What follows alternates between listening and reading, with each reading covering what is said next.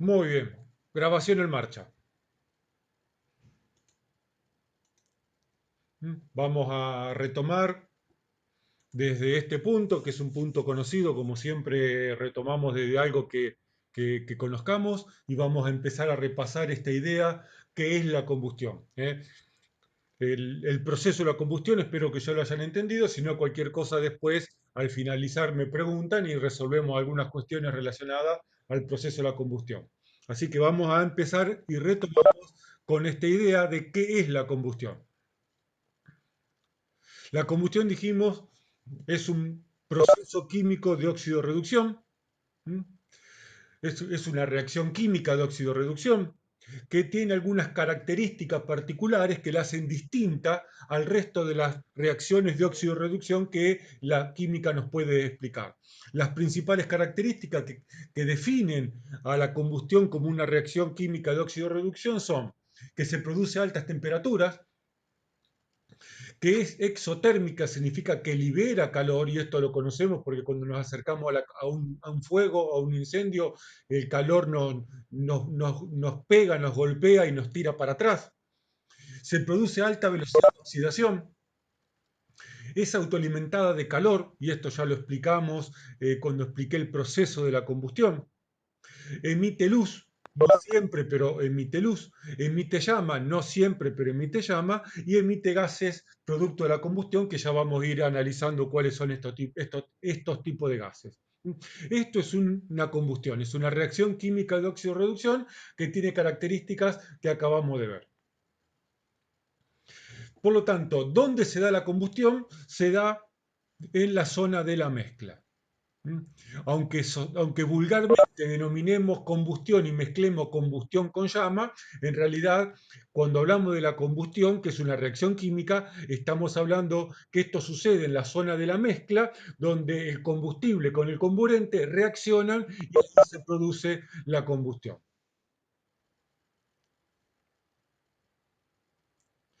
Velocidad de oxidación. La velocidad de oxidación podemos decir en términos simples que es la velocidad a la que reacciona el combustible con el comburente o la velocidad de combustión en términos simples. Podemos simplificar la idea ahí.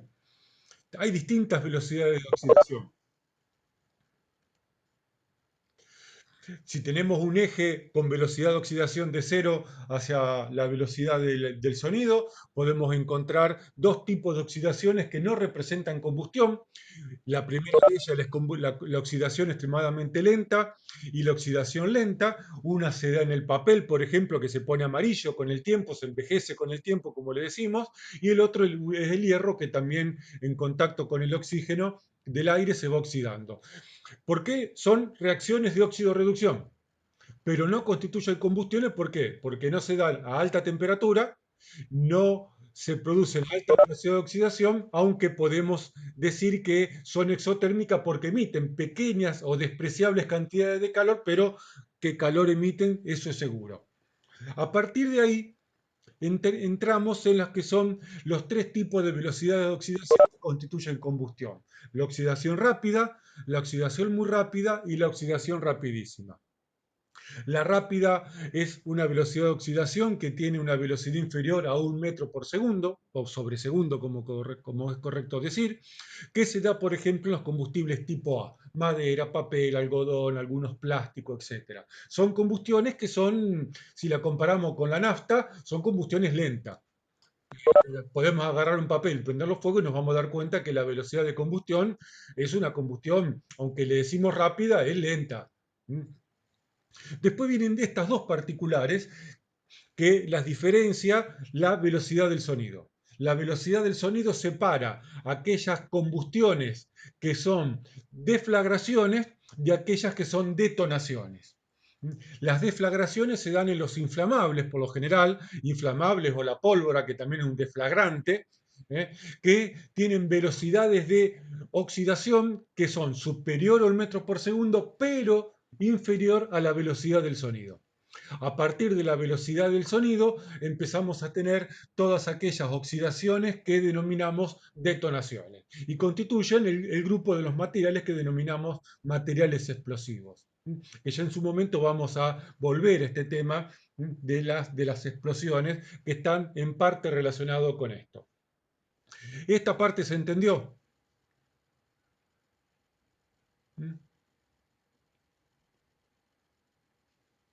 ¿Dudas con esto? Muy bien. Cualquier cosa Sí, si se no entendió, entienden. profe. ¿Cómo? Se entendió, profe. Bueno, cualquier cosa que no entiendan, digan no, levanten la mano, peguen el grito, así podemos reexplicar. Yo no quiero ser muy reiterativo. Distintos tipos de combustión. Esto vamos a darle un poquito de tiempo. Habíamos visto la cuestión de rango de inflamabilidad, límite inferior, límite superior. Ahora que vimos que es la combustión del combustible y comburente, vamos a ver qué tipos de combustiones podemos encontrarnos. Hay que recordar que el diagrama del rango de inflamabilidad se da, y los datos que obtenemos de tabla y de libros, se da con un aire a 21% de oxígeno, que es el aire normal que tenemos en la Tierra. 20,9, 20,8, en realidad redondeamos a 21, 79, 78% de nitrógeno, que es un gas inerte a la combustión, inerte porque no reacciona con el proceso de la combustión. Y aparece un 1% de gases raros. Esta es la composición del aire normal. Habíamos dicho que por debajo del límite inferior no hay combustión y por debajo del límite y por encima del límite superior de inflamabilidad tampoco hay combustión. Solamente se mantiene la combustión dentro de lo que denominamos el rango de inflamabilidad. Ahora, dentro del rango de inflamabilidad podemos distinguir al menos dos zonas de combustión. Y para eso necesitamos definir o volver a explicar qué es la combustión completa, teórica o estequiométrica. Y la combustión completa, también denominada teórica o técnicamente denominada como combustión o como reacción estequiométrica, es aquella donde reacciona la cantidad justa del comburente con la cantidad justa del combustible. Es decir, cuando terminó la reacción, no me sobra ni me falta ninguno de los dos. Esa es la reacción estequiométrica, que se da siempre en combustiones controladas, como por ejemplo el quemador de la cocina, como por ejemplo el quemador del calefón, como por ejemplo una hornalla, como por ejemplo el mechero Bunsen del laboratorio, o en una caldera. ¿Por qué? Porque en ese punto obtenemos el máximo provecho del combustible. No desperdicio combustible, no le agrego demasiado aire y por lo tanto sacarle el máximo provecho al combustible significa sacarle la máxima energía, que en este caso es energía calórica. ¿Se entiende lo que es el punto estequiométrico? Mezclé A y B, reacciona, perdón, A y B, comburente y combustible, y no me está sobrando ni faltando ninguno de los dos. Esa es la combustión estequiométrica, que obviamente no se da en los incendios. Los incendios están apartados por lo general de la combustión estequiométrica. Si me muevo del punto estequiométrico hacia el límite superior de inflamabilidad, toda esta zona, vamos a una zona donde empieza a faltar aire y por lo tanto se denomina proceso de combustión incompleta o también combustión incompleta, combustión con falta de aire, como quieran llamarlo. ¿Por qué falta aire? Porque si en este punto estamos en la combustión estequiométrica donde no me sobra combustible ni me sobra comburente, si me muevo en el eje hacia la derecha, me estoy moviendo en el eje hacia donde empieza a disminuir el aire. Y por lo tanto, toda esta zona, que algún día debería cambiar de color para hacerlo más fácil de entender, toda esta zona es una zona donde me empieza a faltar aire en la reacción química y por lo tanto me está sobrando algo. Si parto de que en este punto, en este eje azul, acá no me sobra ni me falta ninguno de los dos, cuando me muevo hacia la derecha y me empieza a faltar aire en la reacción química, parte del combustible no tiene con qué reaccionar. Es un baile donde me sobran chicas o me sobran chicos, por ponerlos en términos de sexo. Y por lo tanto estamos en una zona donde me empieza a faltar parte del combustible, que no es que me sobre combustible, perdón, sino que lo que me sobra es lo que se denomina inquemados. El inquemado son gases combustibles que están calientes porque están producto de la pirolización de la madera, producto de la vaporización de la nafta líquida, producto de la vaporización del alcohol, o sea, están en condiciones de entrar en ignición. Lo que pasa, no lo hacen porque no tienen aire con qué reaccionar, no tienen con quién bailar y por lo tanto no bailan, porque le está faltando comburente. Y por lo tanto, ¿qué pasa con esos inquemados que están calientes? Se van con el penacho, se van con el humo de la combustión, se van con el humo de la combustión, y donde va el humo de la combustión, donde van los inquemados, va y se propaga el incendio. Y el incendio se propaga porque el humo de la combustión no solo emite gases muy tóxicos, y es lo que termina costándole la vida a muchas personas en los incendios, sino que también con el penacho, con el humo y con el penacho se van 2/3 del calor, que suben, recuerden que 2/3 del calor se pierden y suben, ya vamos a ver por qué, y con el penacho se van los inquemados. O sea, van gases tóxicos que matan personas, va con el penacho, con el tiraje de la combustión, va el calor piroliza otros combustibles que están en su camino, y también el penacho arrastra a los inquemados que cuando encuentran nuevamente aire para la combustión se van a encender en forma automática, porque están a una temperatura por encima de la temperatura de autoignición. Esa es la peligrosidad de los incendios. No solo los incendios son peligrosos porque viven por cuenta propia, o sea, se autoalimentan de calor del propio proceso de la combustión, sino que también se propagan a sí mismos. Porque por lo general los incendios son todos producto de la combustión incompleta, y con la combustión va el calor y con la combustión van los inquemados. Los inquemados, por lo tanto, son gases combustibles calientes. El más famoso de los inquemados es el monóxido de carbono, que además de ser un combustible, es un tremendo gas tóxico para el ser humano.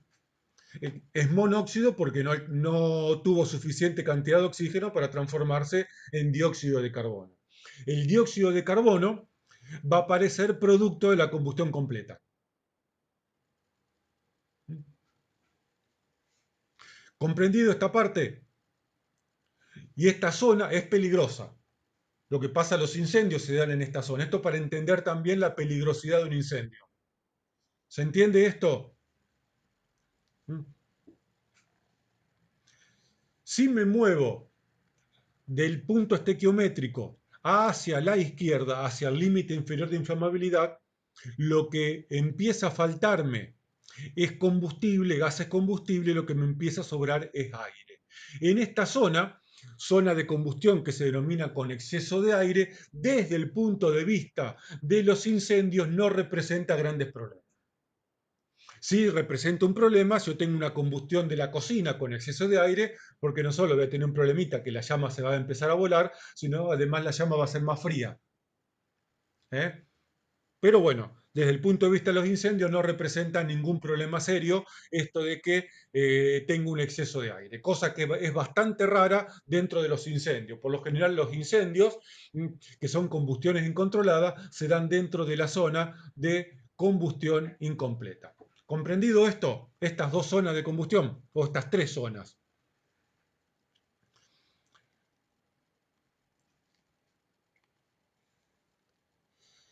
Vamos entonces ahora a repasar qué pasa cuando tengo más del 21% de oxígeno en el aire, es decir, tengo un ambiente, como se denomina, sobreoxigenado. Por ejemplo, tenemos, como dice acá el diagrama, un aire con 30% de oxígeno. La explicación más simple que puedo darles en este momento de dónde encontrar un ambiente sobreoxigenado, lo vuelvo a repetir obviamente, es en ambientes de salud. Los ambientes de salud, que por lo general usan oxígeno medicinal para los pacientes, si hay una pérdida en las mangueras, en la conexión, en el regulador o en la mascarilla de la persona, ese oxígeno tiende a acumularse en la habitación y el oxígeno puede aumentar a niveles que puede hacer muy peligroso el ambiente. El oxígeno en sí mismo no es combustible. El oxígeno es un comburente. Que es peligroso, sí, es peligroso, no nos va a dañar a la salud, pero vamos a ver qué hace el oxígeno. En principio, yo les dije en la clase pasada el 25%. Irán establece 23,5% de oxígeno máximo para trabajar en un ambiente. 23,5%. Miren lo peligroso que es el oxígeno, que más del 23,5% de oxígeno en ambiente no se puede trabajar.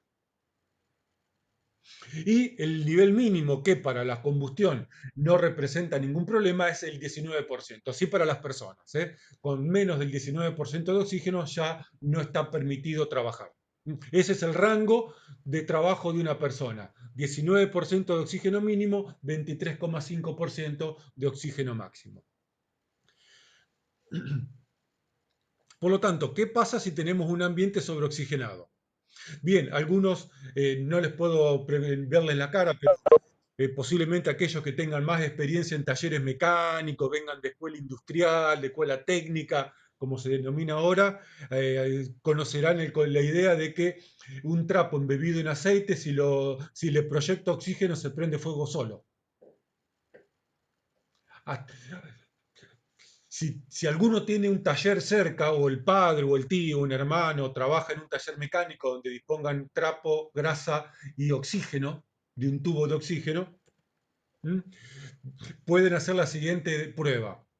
Si la guarda con mucho cuidado, agarran un trapo, lo embeben en grasa, lo cuelgan de un alambre, no lo agarren con la mano, porque se van a quemar los dedos, lo cuelgan con un alambrecito y vean que alrededor no haya nada combustible, ni solvente, ni papel, que esté en un lugar que no se pueda propagar la combustión, agarran un tubo de oxígeno, abren el regulador y le proyectan oxígeno puro. ¿Y qué le va a pasar al trapo con grasa? Escucho ideas y propuestas.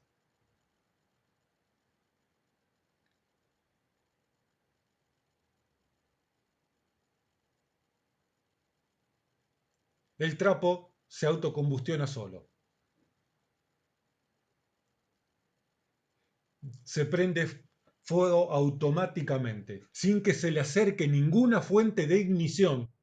El trapo con grasa, cuando se le proyecta oxígeno puro, o sea, 100% de oxígeno, prende fuego solo. A ver, recuerden que el aire tiene 21% de oxígeno. Ahora, la reacción química de la grasa con el aire tiene 100% de oxígeno. Por lo tanto, la reacción es tan violenta, genera tanto calor en tan poquito tiempo, que se prende fuego solo.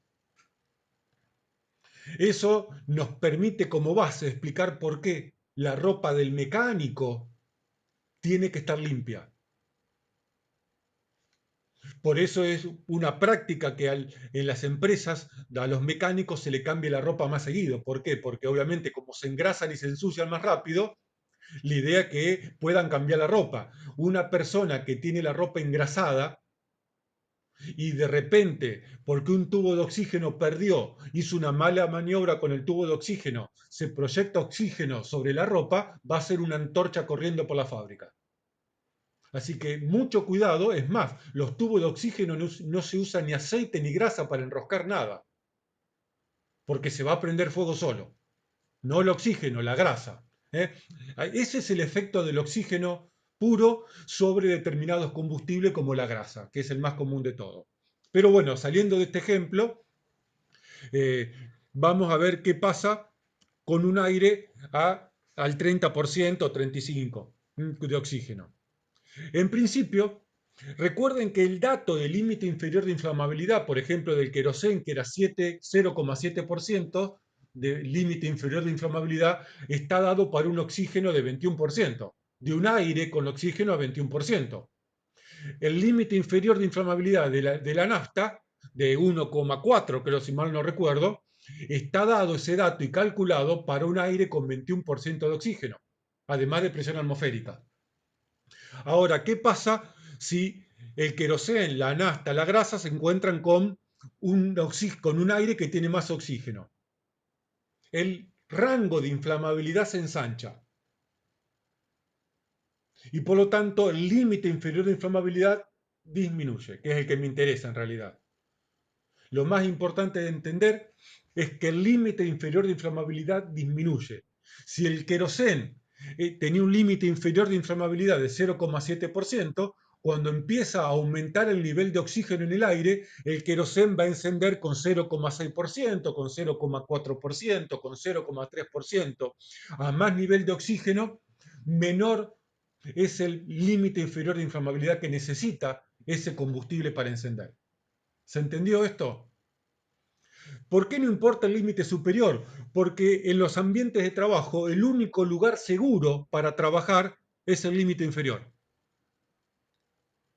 Porque en un ambiente de trabajo es muy difícil garantizar la ausencia de aire y es muy peligroso trabajar en ambientes con combustible. Por lo tanto, en ambientes de trabajo siempre se busca tener la menor cantidad de combustible posible. Cuando yo voy a soldar o cortar o autorizar un trabajo de soldadura y corte en un ambiente que tuvo o tiene material inflamable, lo que me interesa es chequear qué tanto de gases inflamables tiene ese ambiente. Y por lo tanto vamos a chequear y a medir lo que se denomina el límite inferior de inflamabilidad, que no vamos a explicar esto en primer año, a lo mejor más adelante lo explicaremos. Es todo un tema aparte cómo medir esto. ¿Qué pasa además? Si sobra oxígeno, como el límite inferior de inflamabilidad se reduce, la temperatura de ignición necesaria también se reduce, la potencia de la fuente de ignición también se reduce, la conclusión es que los ambientes se vuelven más combustibles. Lo que antes no encendía, ahora en presencia de un mayor nivel de oxígeno en el ambiente, producto posiblemente de alguna pérdida, de algún proceso productivo donde está sobrando oxígeno, como es el oxicorte, entonces el ambiente se vuelve más sensible, por poner una palabra, más sensible a encenderse. ¿Comprendido esto? No me cambien alguien que me está manejando el teclado. Les voy a deshabilitar. ¿Se comprende esto? ¿Mm? Micaela, ¿qué explico de vuelta? Contame. Ah, Micaela o Agustina, no me acuerdo, ya pasaron. ¿Quién quería que explique de vuelta algo?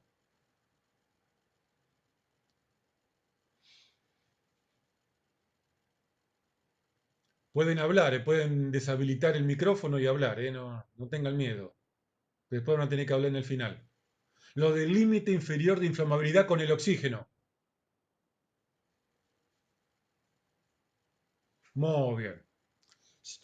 En cualquier momento los voy a empezar a hacer hablar con cámara y todo en el videoconferencia, así los voy acostumbrando a cuando tengan que rendir el final. Porque por el final por videoconferencia no es, les va a temblar las patitas en el final si no están acostumbrados a hablar. Bien, no pasa nada. Bien, vamos a ver, vamos de vuelta. Se comprende, no importa por qué, puede suceder que en algunos ambientes de trabajo haya mayor porcentaje de oxígeno que el 21%. Puede pasar en ambientes de salud, donde se usa oxígeno para cuestiones medicinales, puede pasar dentro de la ambulancia, que también lleva tubos de oxígeno, puede pasar en la empresa donde se almacena y procesa el oxígeno, puede pasar en determinados procesos, trabajos como el oxicorte, donde parte del proceso implica que va a sobrar oxígeno. Hay muchos motivos por los cuales puede en un ambiente empezar a acumularse el oxígeno más allá del 21%. Si eso sucede, lo que va a suceder es que el límite inferior de inflamabilidad se reduce. Es decir, el rango de inflamabilidad se ensancha, pero la parte que me está interesando a mí es la del límite inferior de inflamabilidad. Por lo tanto, si el rango se ensancha, significa que el límite inferior de inflamabilidad se corre hacia la izquierda. Y con presencia de oxígeno, el límite inferior de inflamabilidad empieza a reducirse. Eso es lo importante. Entonces, por ejemplo, si el querosén tiene a 21% de oxígeno, un 0,7% de porcentaje de límite inferior de inflamabilidad, significa que cuando el oxígeno empieza a aumentar de 21 a 25 a 30%, el límite inferior de inflamabilidad en vez de ser 0,7 va a ser 0,5, 0,4, 0,3. Es decir, a medida que el nivel de oxígeno aumenta, la cantidad de gases combustibles en la mezcla va a ser menor. ¿Se entendió esto? Quedo a la espera que me digan si sí, si no. Gracias. Sí, sí, profe, se entendió. Muy bien. Pero además de que el límite inferior de inflamabilidad se reduce, también lo hace la temperatura de ignición necesaria, que es un dato de cada sustancia. Y también se reduce la potencia que necesita la chispa, o sea, la fuente de ignición que necesita esa mezcla para encender. O sea, los tres elementos mínimos que necesito para que pueda haber una combustión: temperatura de ignición, fuente de ignición y rango de inflamabilidad, los tres se reducen a medida que el nivel de oxígeno aumenta. Y por lo tanto, si todo esto se reduce, el ambiente se vuelve más sensible a la combustión. Lo que antes a 21% de oxígeno costaba un poquito más encenderlo, ahora cuando el oxígeno aumentó va a encender más fácilmente. Y esto es el efecto del oxígeno en la combustibilidad de los materiales. ¿Comprendido esto?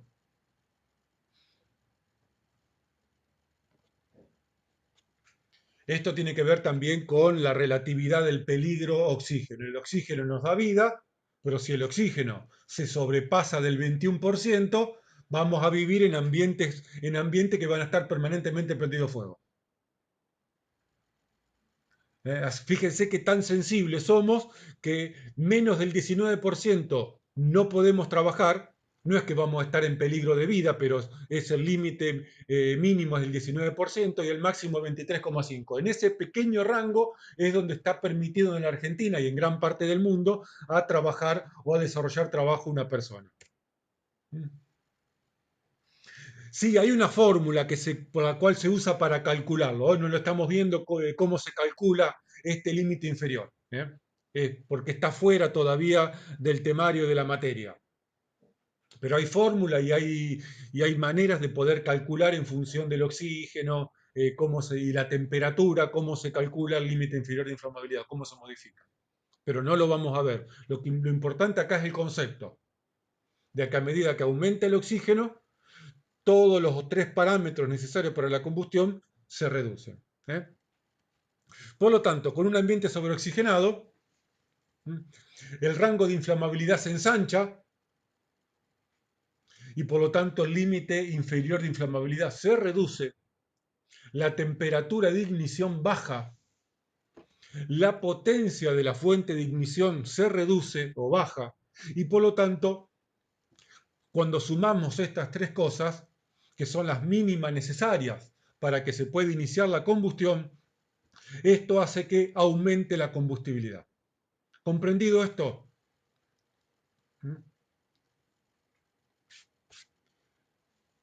Muy bien. Si entendimos esto, vamos a seguir avanzando. Vamos a explicar el triángulo del fuego. Posiblemente alguno lo haya escuchado, el famoso triángulo de fuego, etcétera, etcétera. ¿Qué es el triángulo del fuego? Parece una pavada, una soncera. No voy a decir una estupidez porque estoy grabando la clase y queda feo decir estupidez. Es una soncera, pero que tiene algunos conceptos que nos pueden servir y les puede servir a cualquiera que esté estudiando el tema de la combustión. El triángulo de fuego es una construcción didáctica, es decir, se usa para explicar en términos simples la combustión y la prevención de la combustión. Así de simple. Una construcción didáctica significa que es un dibujito que se usa para explicar. Eso es el triángulo de fuego.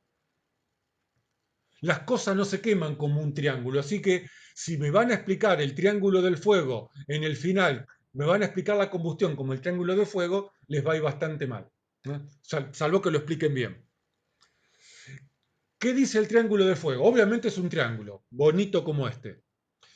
El triángulo dice que está compuesto por tres lados. el lado combustible, el lado comburente y el lado calor. Y por lo tanto me dice que cualquier combustión necesita de estos tres elementos para poder producirse o generarse. Así de simple y así de sonso. ¿Y por qué sirve para la prevención? Porque esta teoría simplificada de la extinción de incendio dice que yo, eliminando cualquiera de los lados del triángulo, rompo el triángulo y corto el proceso de la combustión. ¿Se entendió esto? ¿Mm? Por lo tanto, el triángulo de fuego es una construcción didáctica que se usa para explicar la combustión en términos simples, que me sirve para decir que el triángulo de fuego está compuesto por tres lados: el lado combustible, el lado comburente o aire y el lado calor, y que necesito juntar estos tres elementos para que se produzca la combustión.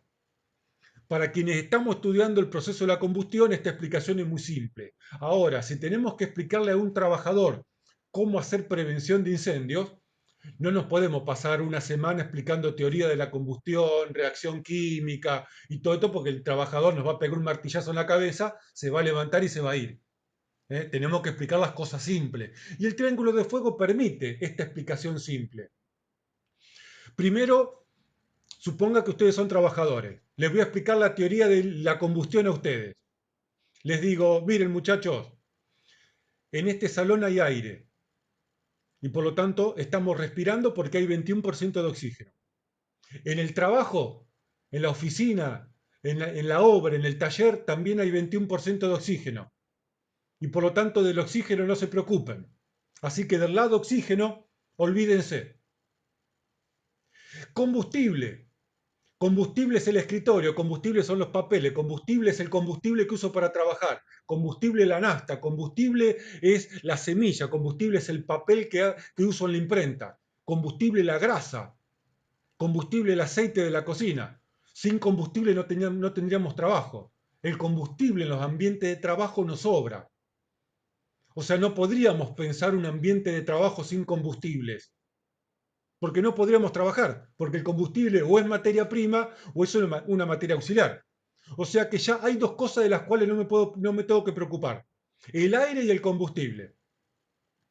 ¿De qué me tengo que preocupar para hacer prevención? De que no aparezca el calor. Así de simple, así de tonto y así de simple es el principio de la prevención contra incendios.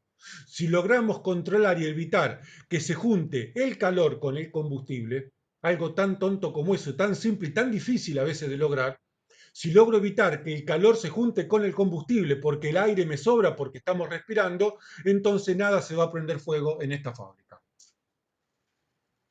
Y entonces a partir de ahí empezamos a hacer prevención.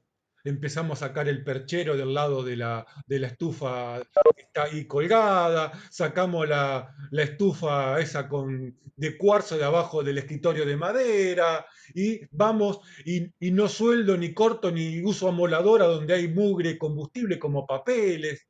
Entonces la prevención es básica. Tengo que lograr no mezclar calor con combustible. ¿Se entendió esta teoría básica de la prevención? Si se entendió esto, un trabajador también. Y acá empezó y terminó el curso de prevención de incendios para trabajadores.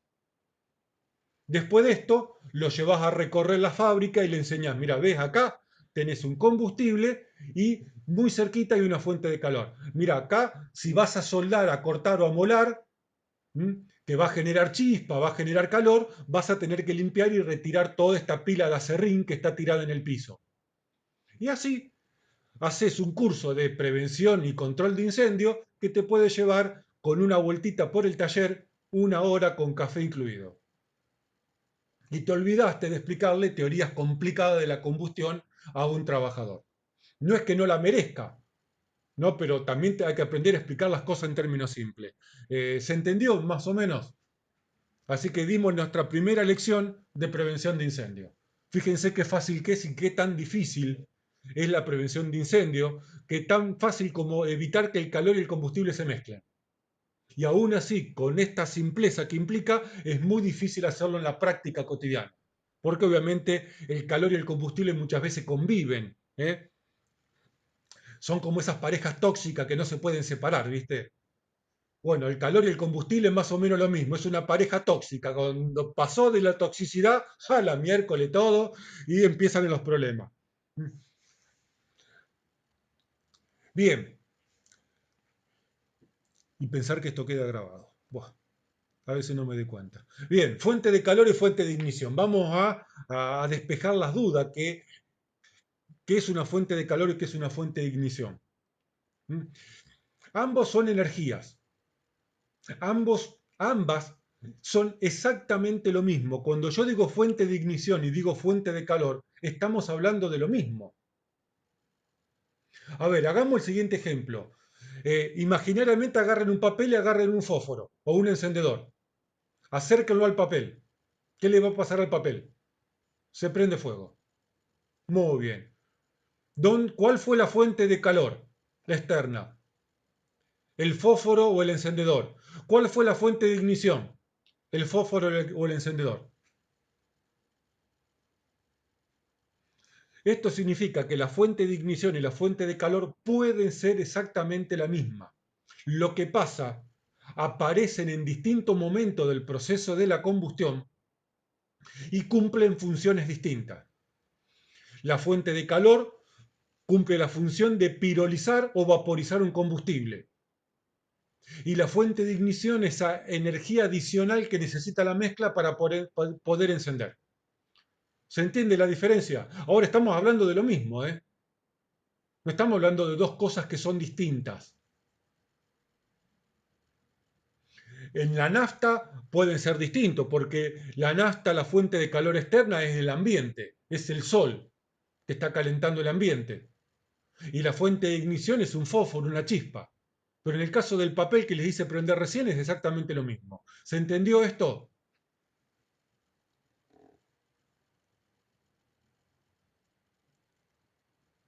Por lo tanto, la fuente de calor tiene que tener energía suficiente como para evaporar un líquido o pirolizar un sólido. La fuente de ignición tiene que tener energía suficiente para encender o, como se dice correctamente, activar la mezcla de gases inflamables. Es lo mismo, es lo mismo. ¿Aparecen en momentos distintos? Sí, aparecen en momentos distintos. ¿Cumplen funciones distintas? Totalmente. ¿Eh? Vamos a ver, a veces este es un tema muy poco comprendido, no desde la teoría, sino desde la importancia que tiene en la prevención. Prácticamente casi el 90% de la prevención de incendios pasa por el control de las fuentes de calor. Porque como dije recién, el combustible nos rodea en un ambiente de trabajo. Estamos rodeados. Presten atención en su casa, en el ambiente donde están, es todo combustible. La habitación, calculen el porcentaje de combustible que tienen y es impresionante. El trabajo también. Y por lo tanto, como el aire me sobra porque estoy respirando y estoy vivo y estoy rodeado de combustible, lo único que me queda hacer es que las fuentes de calor no se mezclen con el combustible. O sea, de noche apaguen la estufa de cuarzo de la pieza. No dejen la ropa cerca de la estufa del calefactor, porque la va a prender fuego. Así y son esas pequeñas cosas. Mantengan la instalación eléctrica en buen estado, en buena forma, porque ahí empiezan a aflojarse los cables, empieza a hacer un chisporroteo y por ahí empieza también la combustión del PVC, de la aislación del cable, y se propaga por toda la casa. O ese chisporroteo de ese tomacorriente flojo y ese enchufe viejo hace chispas sobre una cortina que está flameando ahí y listo. ¿Mm? Así que este es un tema fundamental para entender cómo hacer prevención de incendio, poder reconocer en un ambiente de trabajo cuáles pueden ser las fuentes de calor y las fuentes de ignición.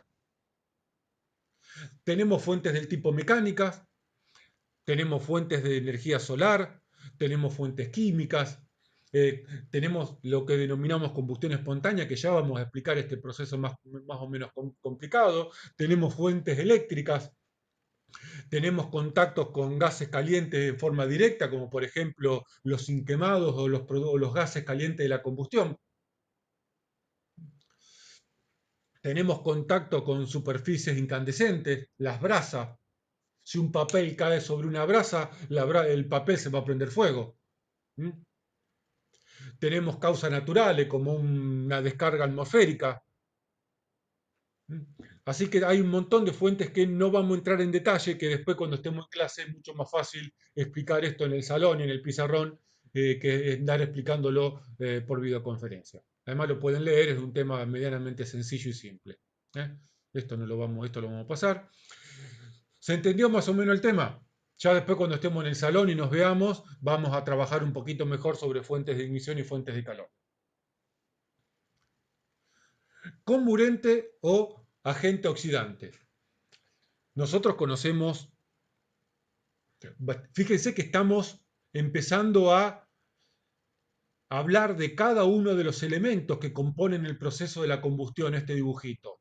Hablamos de lo que pasa acá adentro en la mezcla, ya hablamos de las fuentes de calor como fuente externa y fuente de ignición, ahora vamos a hablar del aire, ya vamos a hablar del combustible también, ya vamos a hablar de este calor que se va y este calor que viene. Vamos a hablar de los gases que pierde, que se van con el proceso de la combustión. Entonces, normalmente el comburente más común que nos vamos a encontrar es el aire con 21% de oxígeno, pero hay otros comburentes. El comburente es el que se oxida, el agente oxidante, perdón. ¿Y qué comburente tenemos? El oxígeno, el ozono, el peróxido de hidrógeno, acá tenemos algunos, flúor, cromo, bromo, yodo.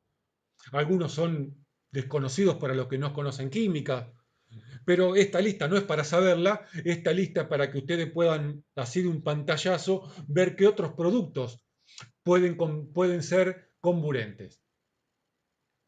El cloro es un comburente, no la lavandina, el cloro gas. El cloro es tan comburente que puede mantener la combustión del acero. El acero puede combustionar. ¿Alguna vez alguno de ustedes pudo prender fuego una varilla de acero? Bueno, con cloro lo van a poder hacer, bajo determinadas condiciones, obvio, no les voy a dar la fórmula, investiguen y lean. ¿Eh?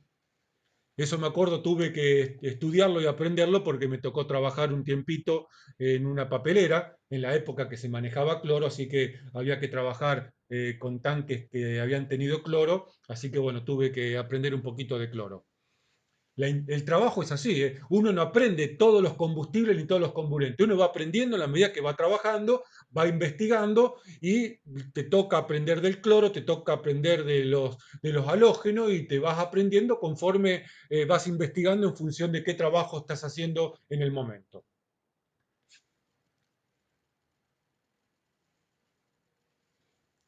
También, esto después lo voy a explicar en clase, la famosa boquetera. ¿Eh? Se puede hacer un lindo lanzallamas con una varilla de hierro barato y oxígeno puro. ¿Mm? Es más, debería tener algún video guardado en algunos de los discos rígidos que tengo, pero hace rato que no lo encuentro. Pero ya vamos a hablar de esto, no vamos a entrar tanto en detalle. ¿Eh? ¿Comprendido? Y bueno, los combustibles ya los conocen. Ya esto es más común entender qué cosas son combustibles. El tetraedro. Vamos a pasar ahora a explicar el tetraedro. Cambiamos de figurita. Con cloro de pileta, no, el cloro de pileta no es cloro. Le llamamos cloro como la lavandina, no es cloro. El cloro de pileta no sé qué es. No sé cómo está compuesto, la verdad no sabría decirle. Pero no es cloro, no es gas cloro. El gas cloro es tóxico, es muy irritante, te agarra una bocanada de cloro y quedaste con los mocos tirados en el piso. ¿Eh? Es tremendo, es muy fuerte. Vamos a cambiar de figura didáctica, vamos a pasar del triángulo al tetraedro.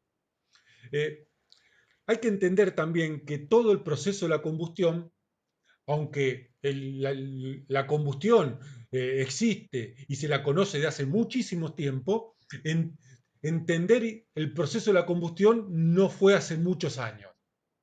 ¿eh? La combustión se la empieza a conocer en detalle, podemos decir, a partir de mediados del siglo pasado, para poner una fecha. Más o menos ahí se empieza un poco a entender un poco más en detalle a la combustión.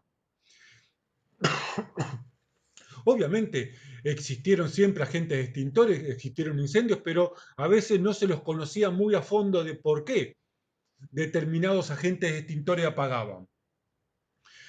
Había agentes extintores o hay agentes extintores que absorben calor, como el agua. Hay agentes extintores que, como el dióxido de carbono, desplazan el oxígeno. Hay agentes extintores que desplazan, como por ejemplo el agua, al combustible. Pero sin embargo, hubo y hay dos agentes extintores que son geniales, son de los más rápidos que hay para apagar, que no trabajaban o no trabajan en ningún lado de este triángulo de fuego. Estamos hablando de lo que vamos a llamar como los polvos químicos secos y los agentes halogenados. Son dos agentes extintores excelentes que no absorben calor como mecanismo más importante, no desplazan aire o oxígeno, ni desplazan el combustible. Sin embargo, apagan. Y por lo tanto, en su momento, la teoría del triángulo de fuego se rompió. Es decir, que había un cuarto elemento sobre el cual estos agentes extintores están reaccionando y están cortando la combustión o apagando una combustión. ¿Se entiende hasta acá? O sea que, en definitiva, no es que están errados los agentes extintores, simplemente que a mi teoría del triángulo de fuego le está faltando un lado. Entonces aparece, en realidad hoy en día es el tetraedro, algunos libros hablan de que en realidad lo primero que aparece es el cuadrado de fuego, que después se transforma en tetraedro. En tetraedro es una pirámide de base triangular. ¿Mm? Acá obviamente estamos en un plano y no tengo un tetraedro tipo de jardín para mostrarles lo que es un tetraedro, pero el tetraedro tiene cuatro caras que se tocan entre sí. Lo mismo podemos, yo me gusta trabajar más en la pizarra o en la presentación con el cuadrado de fuego, porque es más visual. Trabajar con figuras espaciales en un plano es medio complicado a la vista para el que no está acostumbrado. Por lo tanto, cambiamos del triángulo de fuego a esta figura nueva que es el tetraedro de fuego o el cuadrado de fuego, que no deja de ser también una construcción didáctica que me permite explicar que para que exista la combustión necesito cuatro elementos. ¿Cuál es este elemento nuevo que aparece en el proceso de la combustión? Es la reacción química en cadena, o la reacción en cadena como es el nombre correcto. Todo esto para explicar que en realidad va a aparecer un cuarto elemento en el proceso de la combustión, que es la reacción química en cadena, y vamos a la explicación de esto, que es medio abstracto, medio raro, pero que espero que lo puedan entender. La videoconferencia que viene, la clase que viene, volveremos a retomar esta idea para que no queden dudas al respecto. Entonces vamos a empezar a explicar la reacción química en cadena. Y que Dios me ayude para explicar esto porque me cuesta bastante explicar esto, especialmente que no soy químico. Bien, esto es una fórmula de óxido de reducción. Tengo los reactivos, el combustible por un lado y el comburente por el otro. Y una vez que estos reactivos reaccionan en un proceso de la combustión, aparecen los productos finales. Monóxido de carbono, dióxido de carbono, agua como producto de la combustión. Obviamente el agua no la vemos, pero es un producto de la combustión. Y el calor. ¿eh? Estos son los tres productos que aparecen en una reacción química de combustión estequiométrica. ¿Está claro esto? Si están viendo química y están viendo ya reacciones, algunas reacciones químicas, esto ya lo pueden estar entendiendo, o de la secundaria. ¿Se entiende esto? Por lo tanto, tengo la reacción química, donde están los reactivos, combustible, comburente. Una vez que reaccionan, a medida que van reaccionando, aparecen los productos finales, dióxido de carbono, agua y calor. Pero resulta que entre los reactivos y el producto final hay una serie de estados químicos intermedios. Antes de que los reactivos terminen en dióxido de carbono, agua y calor, pasan por una serie de reacciones químicas intermedias. ¿Me siguen? Si no me siguen, díganme, ¿eh? Y retomo la explicación.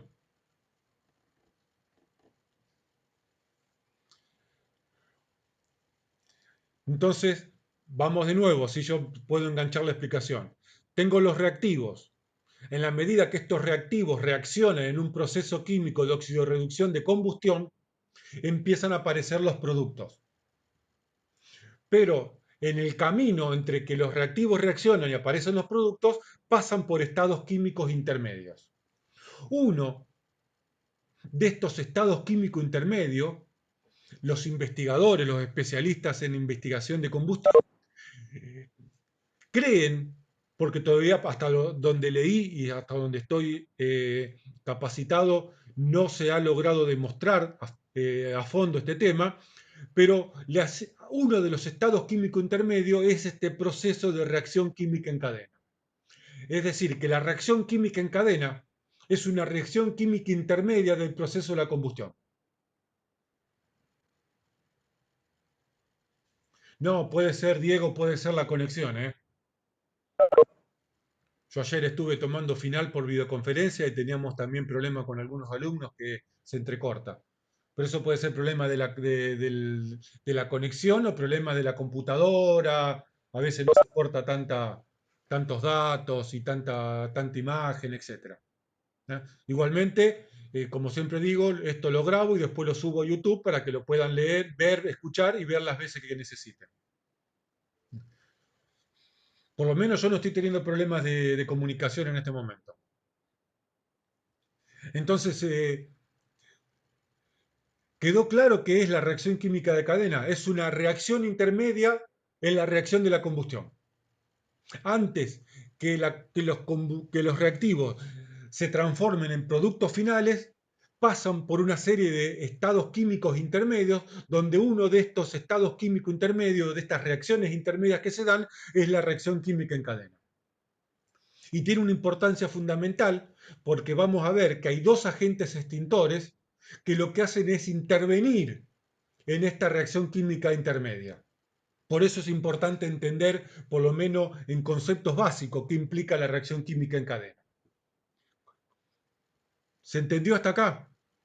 No se preocupen, la clase que viene repasaremos esta idea media abstracta, media rara, de la reacción química en cadena. Vamos a explicar la reacción química en cadena. Esto es una molécula hipotética.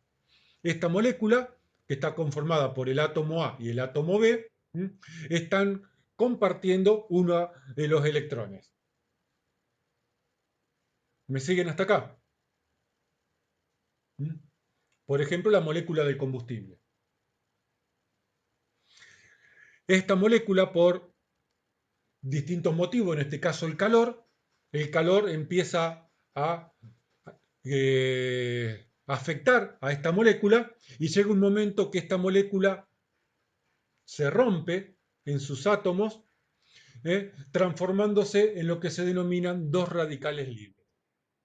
Producto del calor, esta molécula de combustible se rompe. Tengan en cuenta que los átomos empiezan a vibrar y con el calor empiezan a vibrar hasta que en un momento esta molécula se rompe y me aparecen dos radicales libres, que no tiene nada que ver con la política esto, ¿eh? ¿Cuál es la característica de estos radicales libres? Que son altamente reactivos, altamente inestables. ¿Qué significa que son reactivos, que son inestables? Que van a querer volver de vuelta a su estado natural. ¿Su estado natural cuál es?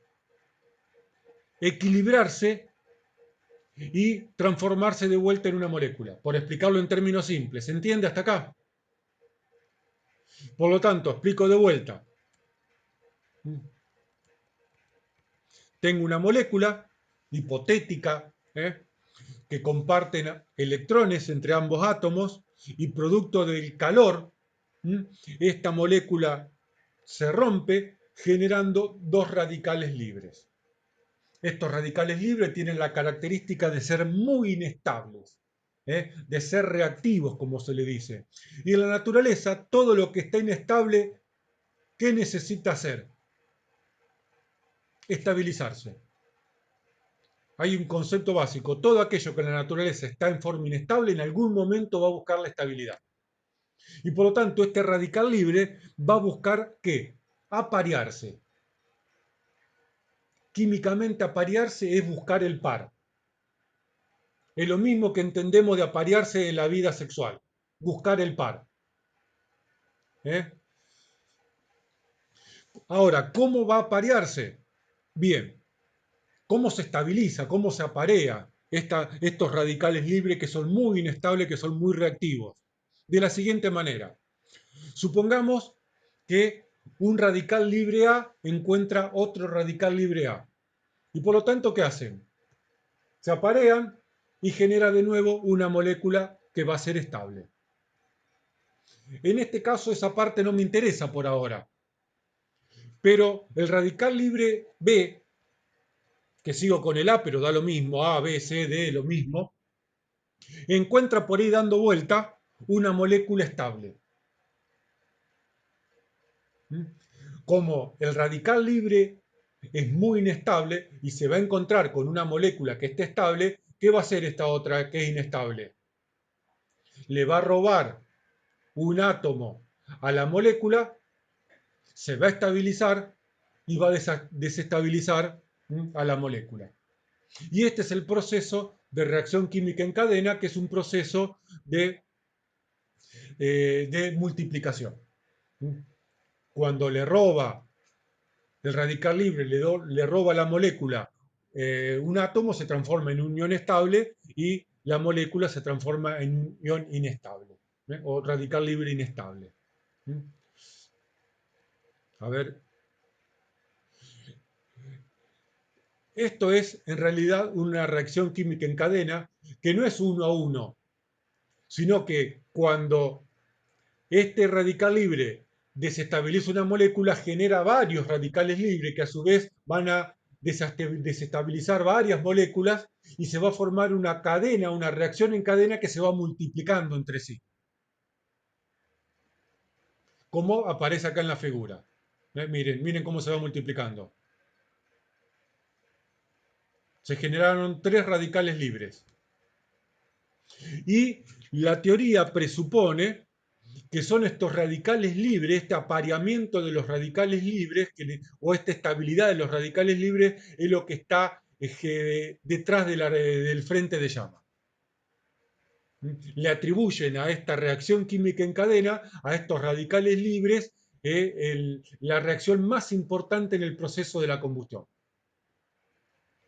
No sé si se entendió, por lo menos lo intento explicar lo más simple posible, porque también a mí me cuesta explicar esto. ¿Se entendió más o menos?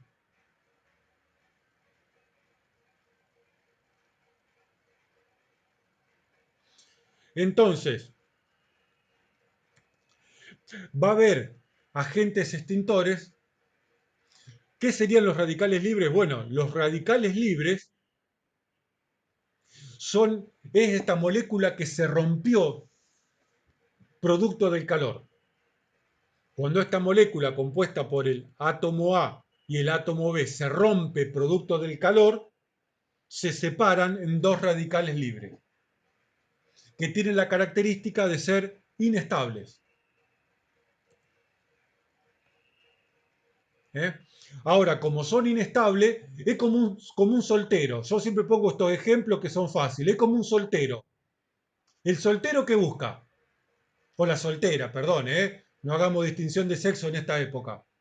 ¿Qué busca? Aparearse, buscar su par, para tomar un café, para salir, para bailar, para hacer lo que sea. Busca un par, un amigo, una amiga, un compañero. Y algún radical libre encuentra un par también soltero. Y están los dos felices y contentos. Ahora tenemos al otro, radical libre, que encontró a una parejita estable. Y el viejo patelana. Va, ahí lo entiende. Me meto como el Fernet y Coca para entender el rango de inflamabilidad. Ahí se entendió. Muy buen ejemplo, exactamente. Y lo peor de todo es que queda grabado esta explicación. Voy a ir preso yo en cualquier momento. Pero bueno, se entiende. Entonces, eh, estamos así por culpa de los patas de lana, podemos decir. Porque el pata de lana es inestable, ¿viste? El tipo necesita parearse, necesita buscar el equilibrio, y esto genera más problemas todavía. Entonces decía que hay agentes extintores, como son el polvo químico seco y los agentes halogenados, que ya lo vamos a ver, que ya los vamos a ver, y que lo que hacen es capturar radicales libres. Esto ya lo vamos a volver a explicar cuando veamos estos agentes extintores. Tienen la característica, estos dos agentes extintores, de capturar radicales libres. Es decir, le tiran una molécula a la combustión, que lo que hace que este radical libre, que estaba buscando moléculas de combustible o otras moléculas estables, se asocie a esta molécula y quede preso y no joda más. Y por lo tanto se dice que hay agentes extintores que cortan la reacción química en cadena, porque interfieren, le tiran ¿cómo se dice? Con un remedio, ay, se me escapó la palabra ahora, un placebo. El agente extintor sería un placebo para estos radicales libres. Y por lo tanto, se estabiliza sin molestar a nadie. Digamos que lo vamos a enamorar al radical libre y el tipo ya enamorado no jode más. Estos agentes extintores son tan fenomenales apagando, apagan tan rápido. ¿Por qué? Porque lo que hacen es intervenir en la reacción química en cadena. Intervienen en lo más íntimo de la combustión. Es como romper el ADN. El ADN de la combustión está dado en la reacción química. Ahí se produce la combustión, esa es la combustión. La combustión es la reacción química, es esta parte, reaccionando el combustible con el comburente. Y por lo tanto, estos agentes extintores van ahí, se van a meter ahí, van a capturar radicales libres y van a cortar esta reacción química intermedia, evitando que lleguen a productos finales. ¿Se entiende el proceso? Cuando lleguemos a estos agentes extintores, vamos a volver a repasar esta idea de los radicales libres y la reacción química en cadena. ¿Eh?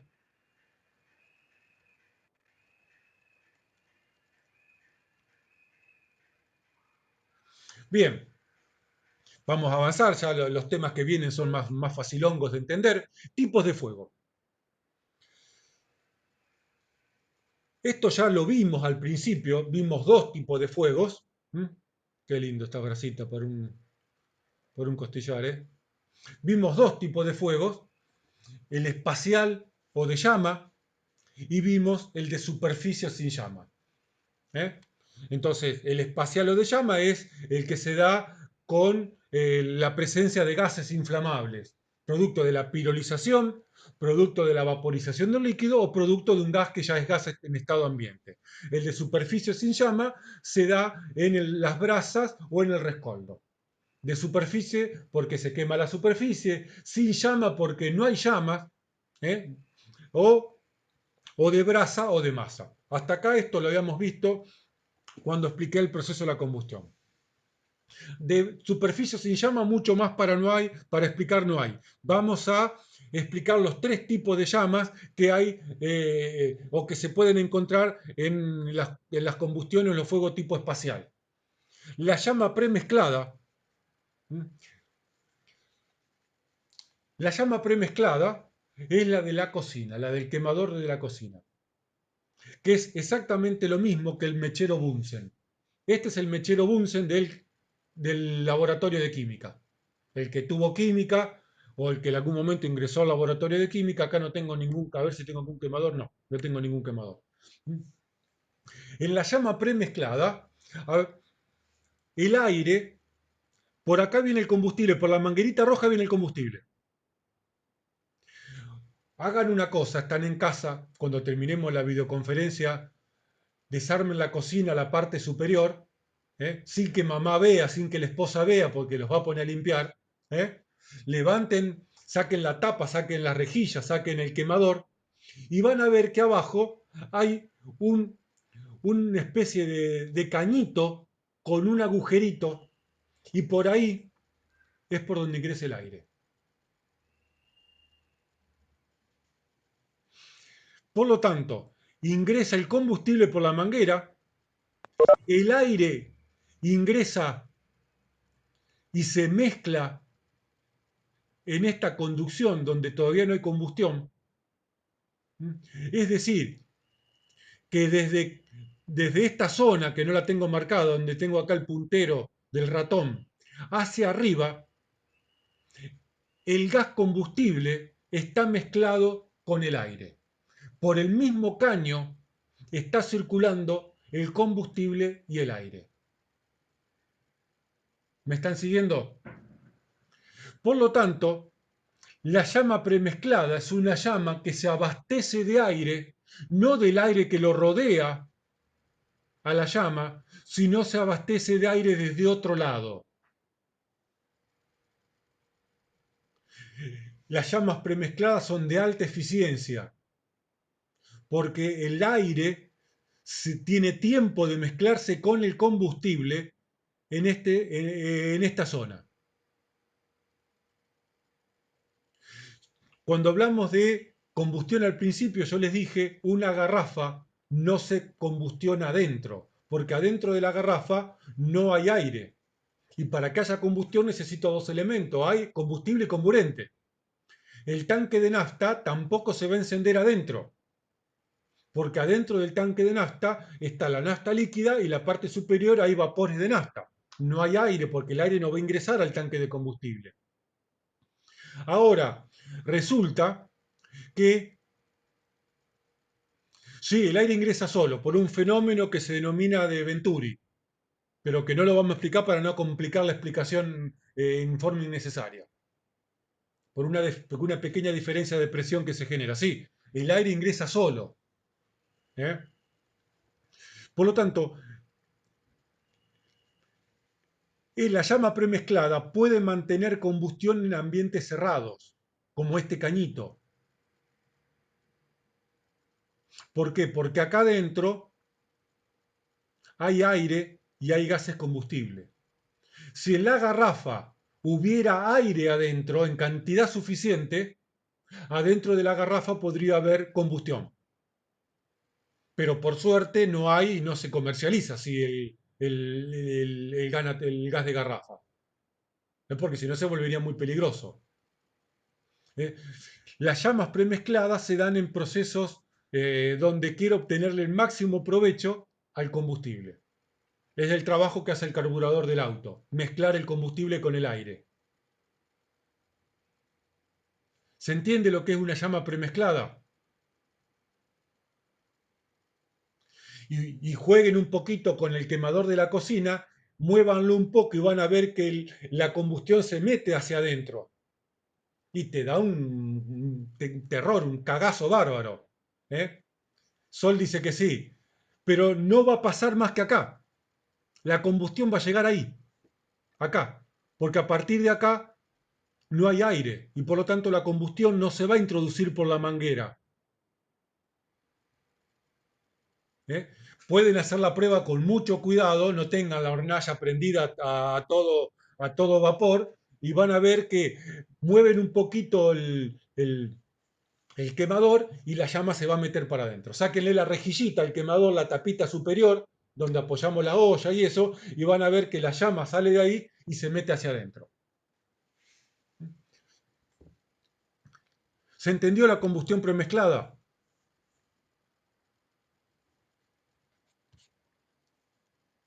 Sí, a veces prefirieron no jugar. Si no están seguros, no jueguen. ¿eh? Yo los hago jugar, pero a veces no es seguro jugar. Más si te están viendo, ¿viste? Te cagan a pedo después. Bien, llama autónoma. La llama autónoma es como la llama premezclada, Pero la particularidad de la llama autónoma es que cuando se inicia el proceso de la combustión, el propio combustible genera oxígeno. La descomposición del combustible, en vez de generar dióxido de carbono, monóxido, cianhídrico, clorhídrico, el combustible cuando se descompone producto del calor, como por ejemplo la nitrocelulosa, que es el único ejemplo que conozco, genera oxígeno. Por lo tanto, este tipo de combustiones cuando se inician ya no necesitan consumir el oxígeno del aire que los rodea. Se van a abastecer de su propio oxígeno para poder mantenerse. ¿Para qué sirve esto? Para entender que hay determinados tipos de combustiones que no las puedo apagar sofocándolas, retirándole el oxígeno. ¿Por qué? Porque el oxígeno viene de otro lado, viene de acá. Por eso yo le puedo colocar una olla grande tapando todo el quemador y dejando poquito espacio para que ingrese el aire, que a la llama no le importa porque el aire a la combustión lo obtiene desde afuera. Por eso puedo tener fuegos prendidos bajo el agua. No, la explosión de Calle Salta fue otra cosa. No, no mezclemos, no la compliquemos todavía. Ya voy a explicar la explosión de Calle Salta. Es otra cosa. A ver, yo puedo tener un soplete prendido debajo del agua. Un soplete de eso con oxígeno y acetileno, debajo del agua funciona genial. Y decir, ¿pero cómo? Vos agarrás una vela y la metés debajo del agua, se apaga. Vos agarrás un soplete, lo metés debajo del agua, si lo sabés usar, obviamente, y no se apaga.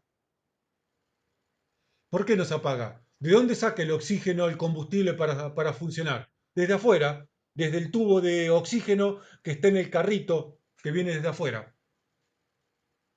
Entonces, hay algunos tipos de llamas, de combustiones, que por más que la sofoque, exactamente la soldadura de los buzos. El buzo puedes hacer soldadura eléctrica y soldadura autógena debajo del agua, porque la autógena no está tomando el oxígeno del ambiente, sino lo está tomando de un tubo de oxígeno. No así el soplete que usa el que se usa para calentar membrana. Ese no, es otra cosa. ¿Eh? ¿Se entendió la llama autónoma? La llama autónoma no necesariamente genera combustión estequiométrica. Porque alguien dice, sí, la relación entre el oxígeno que genera el propio combustible y el combustible es tan íntima que, no, que genera una llama, una combustión estequiométrica. No necesariamente, porque para que se dé combustión estequiométrica, la cantidad de oxígeno que tiene que generar es la suficiente, es la justa, y el combustible no puede garantizar eso. Que va a haber combustión seguro. ¿Eh? El único que genera combustión estequiométrica es la combustión premezclada. La combustión autónoma o la llama autónoma y la llama de difusión generan combustiones del tipo incompleta.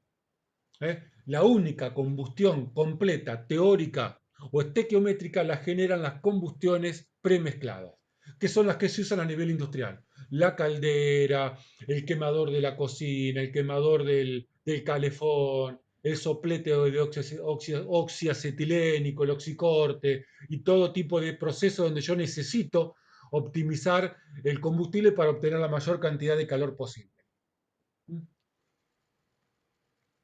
Y después tenemos la que ya estuvimos explicando desde el principio, que es la llama de difusión. En la llama de difusión, el aire ingresa solito a la mezcla combustible por una diferencia de presión que existe entre la zona de mezcla de gases combustibles y la zona de aire exterior. Ustedes dirán, ¿cuál es la diferencia entre la de difusión y la premezclada? Que la de difusión entra directamente a la zona de combustión. La premezclada entra antes de la zona de combustión y tiene tiempo para mezclarse en la cañería antes de llegar a la zona de la combustión. ¿Se entiende la diferencia?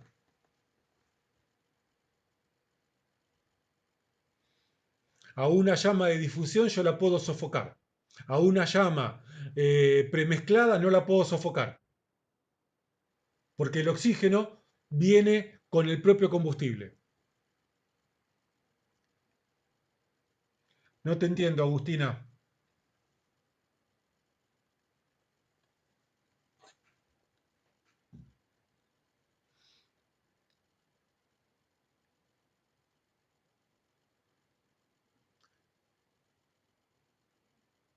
Ah, la de difusión.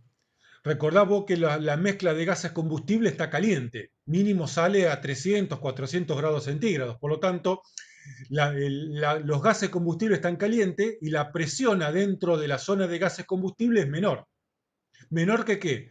Menor que la zona de aire, el exterior.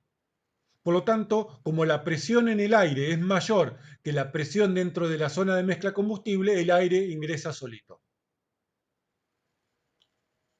Es un globo invertido. ¿Por qué el globo se desinfla? Porque la presión adentro del globo es mayor que afuera. En este caso pasa al revés. ¿Se entendió las formas que tiene el aire de ingresar a la zona de la combustión?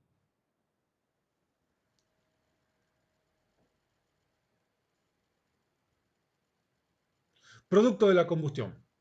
Vamos a seguir un poquito más hasta las 1:30. Esto es de vital importancia porque los productos de la combustión por lo general son tóxicos, tanto sea a nivel social como puede ser un supermercado, como a niveles industriales. Así que vamos a ver algunos de los productos de la combustión. Tengo los dos reactivos, agente reductor o agente combustible, agente comburente, agente oxidante, como el aire. Estos reaccionan y generan productos de la combustión. ¿Cuáles son estos productos de la combustión? Son los que están marcados acá en rojo. La llama o el fuego, como le decimos habitualmente, humos y gases y calor. Además de llama y luz. Vamos a listarlos. ¿Cuáles son los productos de la combustión? Monóxido de carbono, producto de la combustión incompleta. Donde hay combustión incompleta hay monóxido de carbono porque el monóxido es un inquemado del proceso de la combustión. Anhídrido carbónico, que es producto de la combustión completa, que es muy raro que esté presente en los incendios el monóxido, salvo cuando lo usamos como agente extintor. Cianuro de hidrógeno, extremadamente peligroso el cianuro de hidrógeno, extremadamente peligroso y muy tóxico. Acroelina, ácido clorhídrico o cloruro de hidrógeno. También no es un producto de la combustión, pero es consecuencia de la combustión, es oxígeno insuficiente. Recuerden que la mayoría de los incendios se dan en ambientes cerrados, como una habitación que puede ser grande o chica, pero habitación implica que tiene paredes, piso y techo, aunque pueda tener ventilación. Y como el incendio consume mucho oxígeno, mucho aire, en algún momento va a empezar a faltar oxígeno. ¿Y cuál es el problema? Nosotros. Sin oxígeno no respiramos y nos morimos. Humo. El humo arrastra pequeñas ascuas en la combustión y por lo tanto propaga incendios, pero además imposibilita la visibilidad. Y calor. El cuerpo humano, el ser humano tiene cierta tolerancia al calor, a partir de ahí empieza a sufrir efectos muy importantes en el cuerpo y además los combustibles aledaños se van a empezar a pirolizar y el incendio se va a empezar a propagar y vamos a empezar a tener un mayor nivel un mayor tamaño en cuestión de incendio. Y después tenemos los inquemados, que no debemos olvidarnos de los inquemados, que son estos combustibles que no se terminan de quemar dentro del ambiente y que se propagan con el humo de la combustión, y donde va el humo van los inquemados y se propaga el incendio. Estos son los productos más importantes que tiene una combustión. Y después tenemos óxido de nitrógeno, bueno, son algunos de menor cuantía. De acuerdo a lo que se esté quemando, podemos tener otros productos de la combustión. Estos son por lo general los más sobresalientes. ¿eh? Monóxido. El monóxido es extremadamente peligroso, incoloro, inodoro e inflamable. acá vamos a hacer un parate para explicar los gases invisibles. Hay un grupo de gases en seguridad que los podemos llamar invisibles, porque no los veo, porque son incoloros, no los huelo porque son inodoros, no los puedo olfatear porque son inodoro, incoloro, ay, me olvidé, incoloro, inodoro, insípidos, no los puedo saborear en la boca porque son insípidos. Y por lo tanto, cuando ingreso a un ambiente y me encuentro con un gas que no lo veo, o sea, ustedes están en una habitación, están viendo lo que ven y están rodeados de un gas que no lo están viendo, que además no lo pueden oler, no lo pueden palpar en las papilas gustativas. Por lo tanto, ¿qué les pasa? Se mueren. Uno de ellos el monóxido de carbono. Incoloro, inodoro e inflamable. Encima inflamable. Lo que pasa es más tóxico que inflamable. ¿eh? Producto de la combustión incompleta. Producto, ahora que empezamos con el invierno, ya estamos en el otoño y ya ha habido algunos casos, el monóxido de carbono es causante de muchas muertes en invierno, producto de sistemas de calefacción que funcionan mal o que no tienen el suficiente tiraje en la habitación. ¿Para qué? Para renovar el aire que necesita el gas para combustionar y para poder sacar hacia afuera todos los productos de la combustión. Así que guarda con las estufas que no tienen tiraje. El tiraje sirve para dos cosas. Para que el gas no consuma el aire del ambiente que yo necesito para respirar. Y por lo tanto lo tome de afuera. Y segundo, que si no tiene aire suficiente, empezamos en un proceso de combustión incompleta. Supongamos que el tiraje de aire está medio sucio o está tapado. Por lo tanto, consumo más aire del que ingresa a la habitación. ¿Qué va a pasar en poco tiempo? De pasar a tener una combustión estequiométrica, paso a tener una combustión incompleta, porque me empieza a faltar aire. ¿Y qué empieza a aparecer producto de que me falta aire? El monóxido de carbono.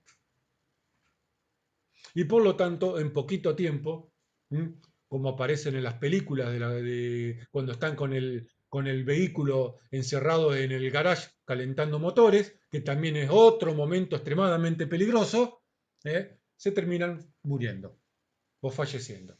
El otro momento peligroso del invierno es el que tiene vehículo y calienta motores adentro del garage.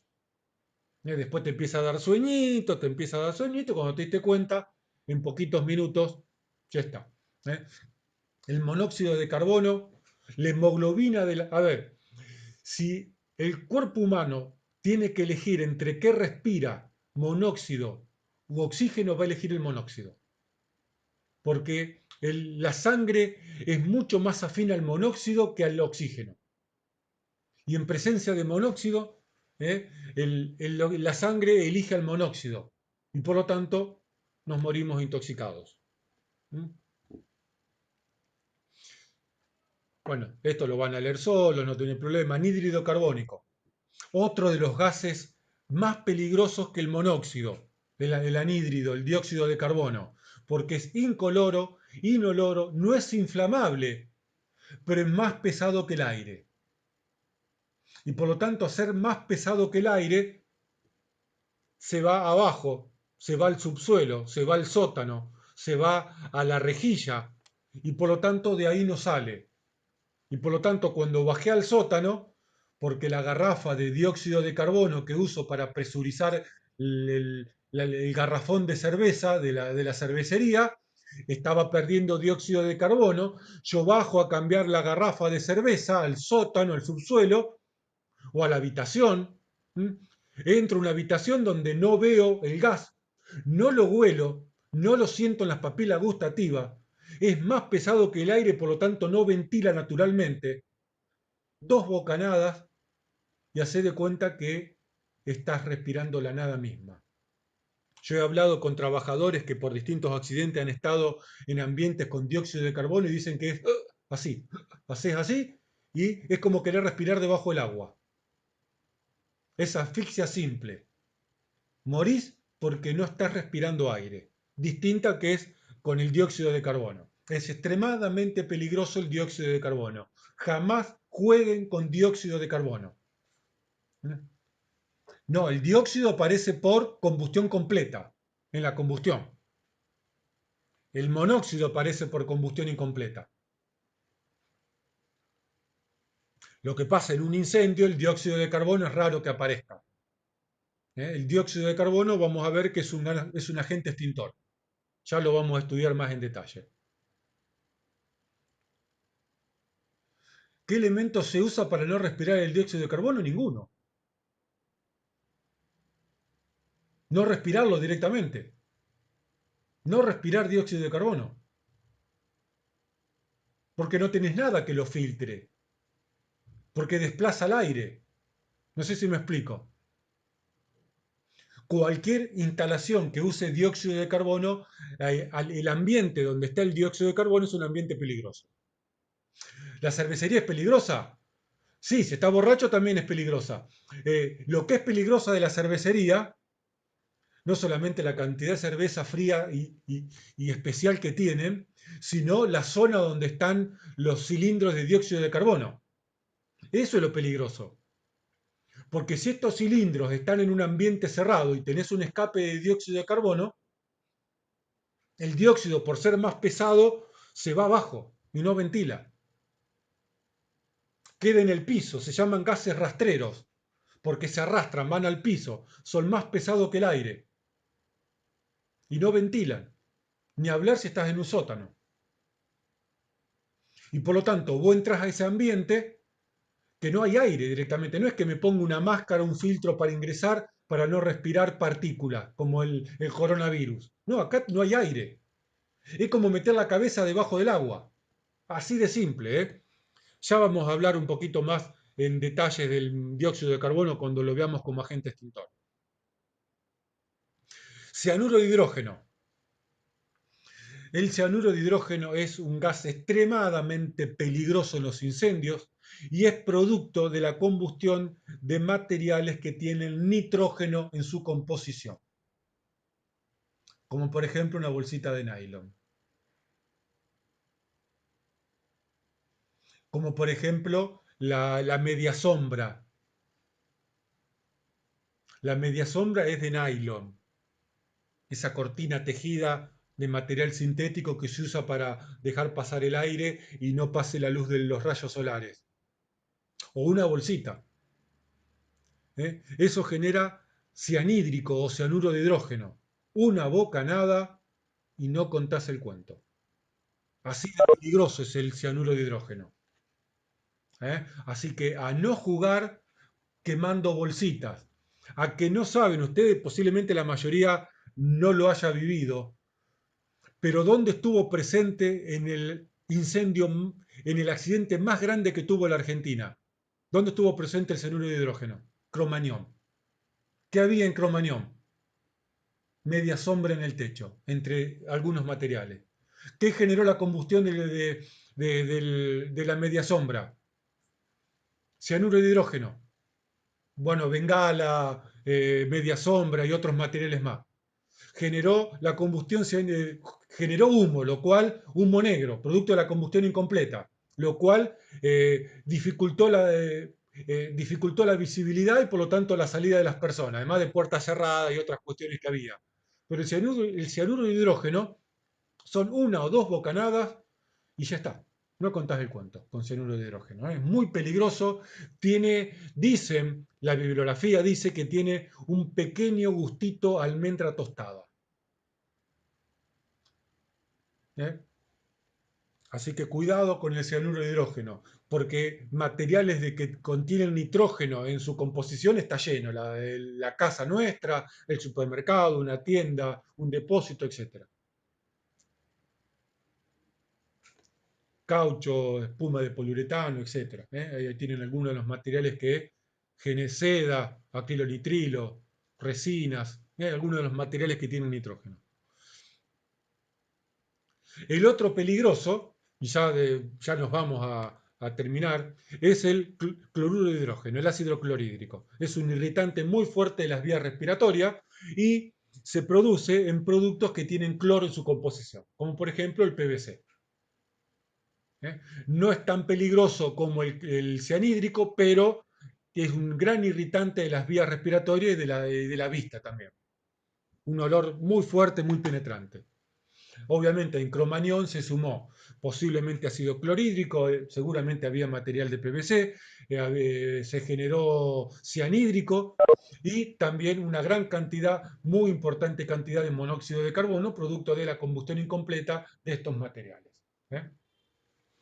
Así que fíjense lo importante que son, que solamente sin haber un gran incendio, porque en Cromañón no fue un gran incendio desde el punto de vista del incendio, el humo, el monóxido y el cianhídrico terminaron con la vida de 298 chicos y algunos murieron posteriormente producto de suicidios que hubo posterior al accidente. ¿Eh? Fíjense lo importante que tienen estos temas.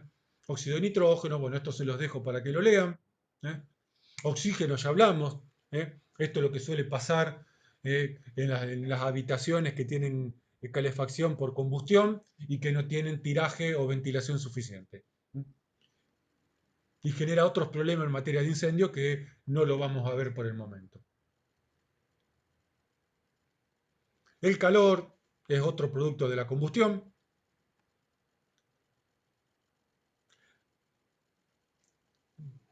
A 100 grados centígrados podemos resistir 15 segundos.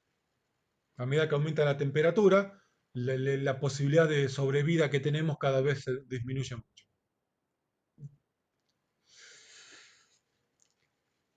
Banquemos 10 minutos más, así terminamos. ¿Eh? No, vamos a dejar acá. Vamos a dejar acá. Así este tema lo vemos la clase que viene. La clase que viene entonces vamos a terminar acá y lo vamos a explicar fuera de la grabación.